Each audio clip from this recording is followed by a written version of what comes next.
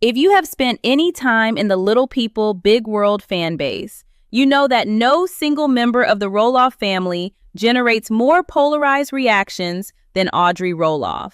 Some fans absolutely love her. They see her as an inspiring Christian wife and mother. They follow her every word on Instagram. They have bought her book, listened to her podcast, taken her courses, and tried to model their own marriages on the values she preaches.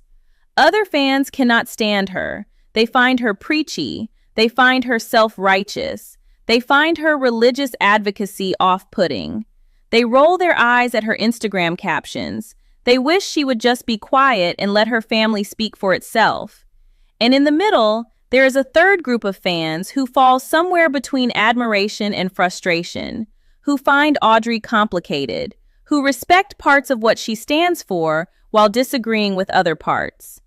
Tonight on LPBW Update, we are walking through Audrey Roloff, the full story, where her faith comes from, how she built the Beating 50% brand into one of the most successful Christian marriage ministries in the reality television world, why her concept of covenant marriage has both inspired and infuriated audiences, what controversies she has navigated over the years, and what makes her, in 2026, one of the most polarizing and yet most successful Roloff family members of all. Because whatever you think of Audrey Roloff, you have to admit one thing. She is consistent. She knows what she believes, and she is not afraid to say it, even when it costs her. That kind of consistency in a celebrity culture defined by image management and brand evolution is rare. And it is part of why both her supporters and her critics have such strong reactions to her. Tonight, we are going to give you the full Audrey Roloff picture. Let us start with the basics. Audrey Body was born on January 19th, 1991, which makes her 35 years old as of this recording. She grew up in Southern Oregon in a Christian home with a strong evangelical faith tradition. Her family was active in church. She attended Christian schools. She grew up with a worldview shaped by Bible-based teaching, faith-based community, and the kinds of social values that are common in conservative evangelical Christian families. She was athletic. She was outgoing. She was disciplined. She had, from an early age, a strong sense of who she was and what she believed. By the time she was a young woman, she had developed the kind of confident Christian identity that would eventually become the foundation of her entire public career. She was, in other words, a Christian first. Everything else followed from that. Audrey met Jeremy Roloff in the late 2000s. The two of them were brought together through mutual connections in Christian circles in the Portland area. Their early relationship was characterized by intentionality. Both of them were committed to building a romance that was God-centered, faith-driven, and oriented toward marriage from the beginning. They did not casually date. They courted, with the explicit intention of figuring out whether they were the right people to marry each other.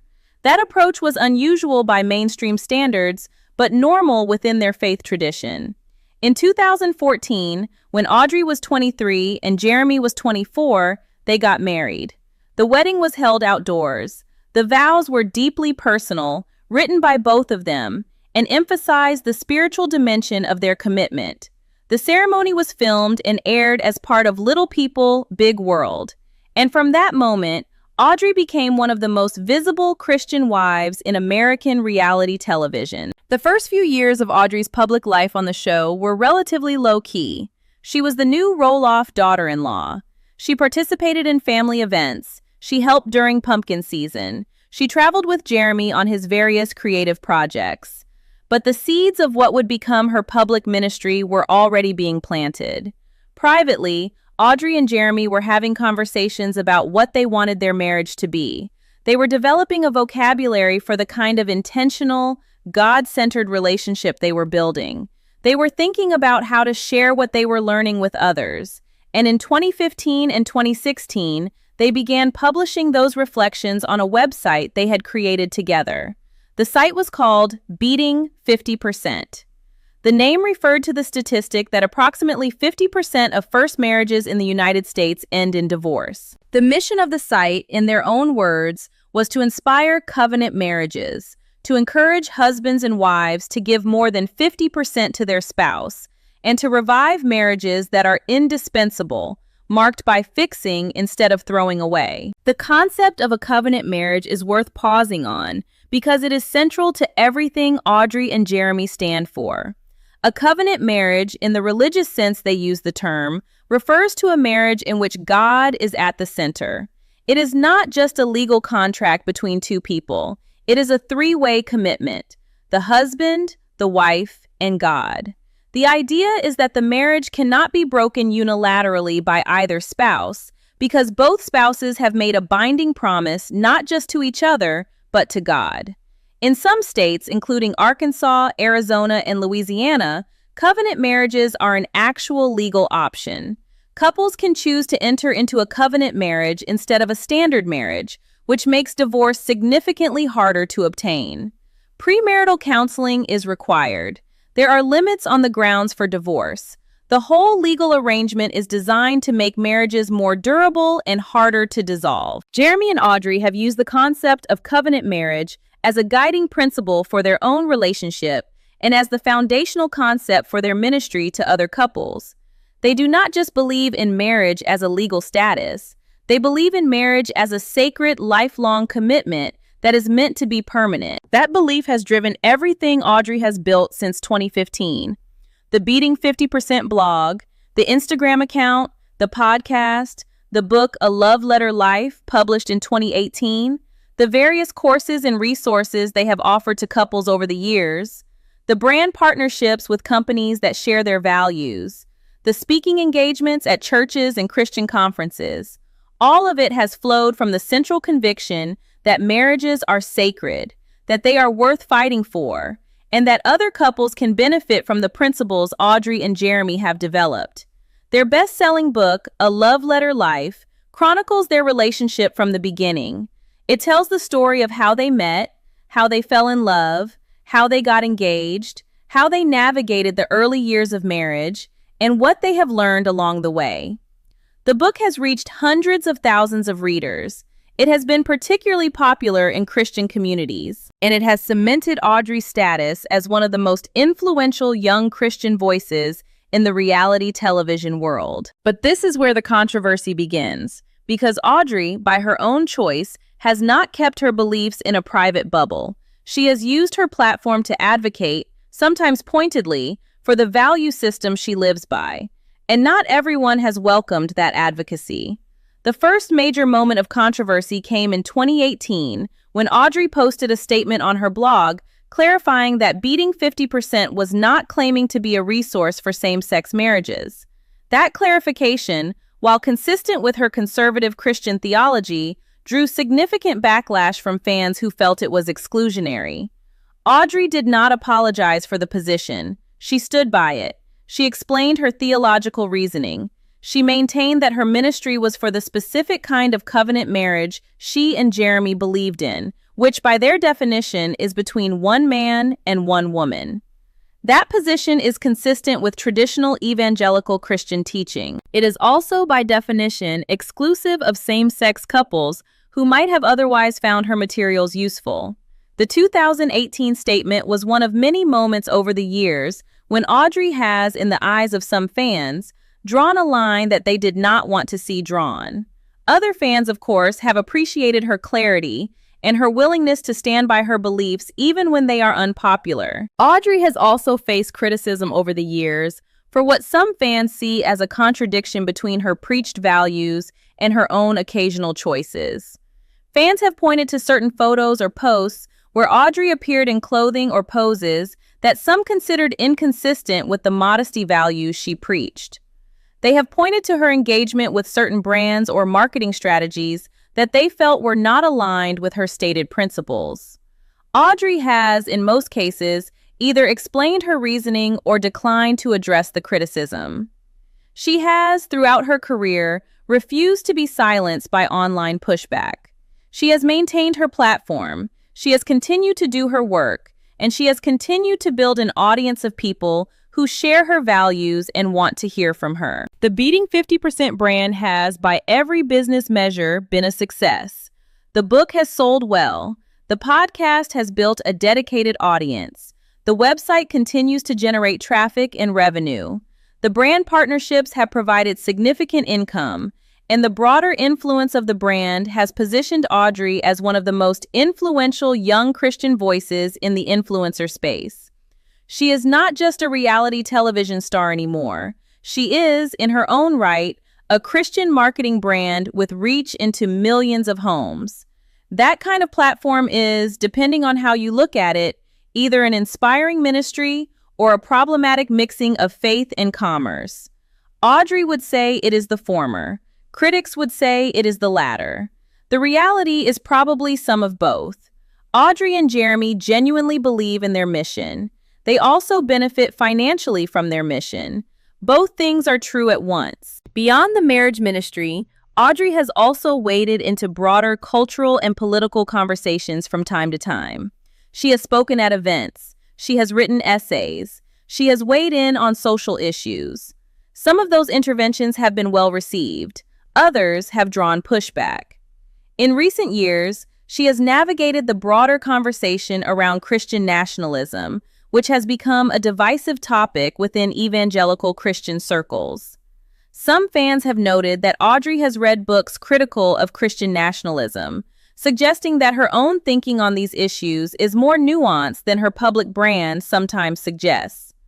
Whether Audrey will, over time, modify her public positions in response to her own evolving understanding is a question only the future will answer.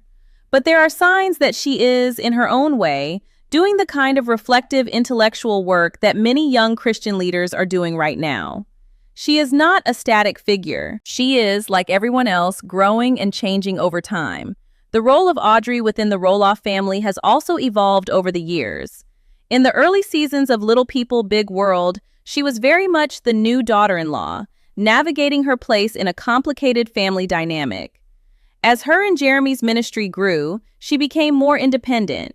She had her own platform, her own audience, her own voice. By the time she and Jeremy left the show in 2018, Audrey was no longer just a Roloff. She was Audrey Roloff, public Christian influencer, with her own brand and her own community. The Roloff family connection remained important to her career, but she was no longer dependent on it. She had built something of her own. That independence has, in some ways, given Audrey the freedom to be more outspoken than she might have been if her brand had been more directly tied to the show. She does not need TLC's approval. She does not need to worry about how producers might edit her words. She controls her own platform. She can say what she believes. She can choose her own collaborations. She can build her own community. And she has, over the years, built it into a serious operation.